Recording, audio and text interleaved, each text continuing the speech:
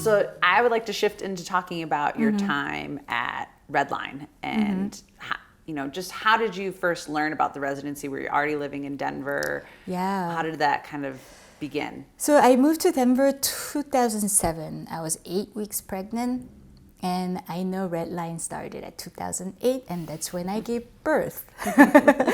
And because I was new to Denver and seeking for artistic community, and I was at Wang Gongxing's exhibition at RedLine one time with, I think it was a support group for Art of Asia at Denver Art Museum. So with people we visited, and exhibition was amazing. But then I got to see all these little rooms surrounding the exhibition area, and that's when I started. I'm like, oh, I really want to come here. So that's how I discovered and started wanting this really bad. So I was waiting for my kids to go to daycare, and as soon as he was able to, and I was able to secure at least, I think I waited until he was like first grader, so I have at least 9 to 2:30. So I applied and I started at RedLine. So what did the little rooms mean to you? Why did you want to apply? There was this exhibition and all these artists, resident artists, in their studio, surrounded by the exhibition space, working on their project. And that kind of direct exposure to different exhibition was good. But I just didn't know that there was a place like RedLine that supports artists and invest their time. 2 years was perfect because, I'm as a mom that I need to be in Denver, and residency it was not possible for me to just leave and go somewhere. And so that 2 year was kind of long-term kind of relationship and commitment from both party to just really make things together. I thought it was really amazing opportunity, for me to give it a shot. Yeah.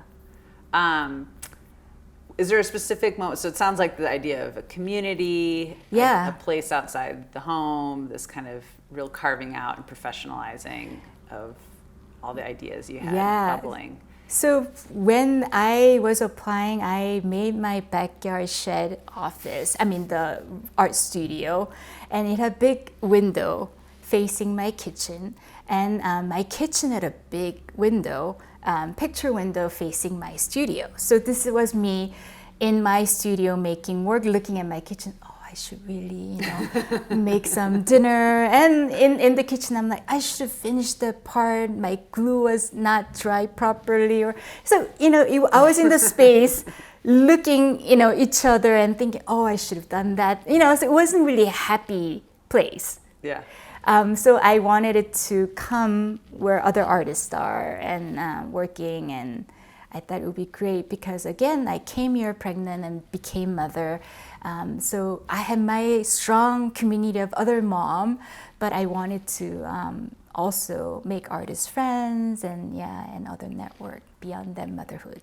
So can you think of a specific moment at RedLine that you feel like is a good example of that, of finding community and network or finding space?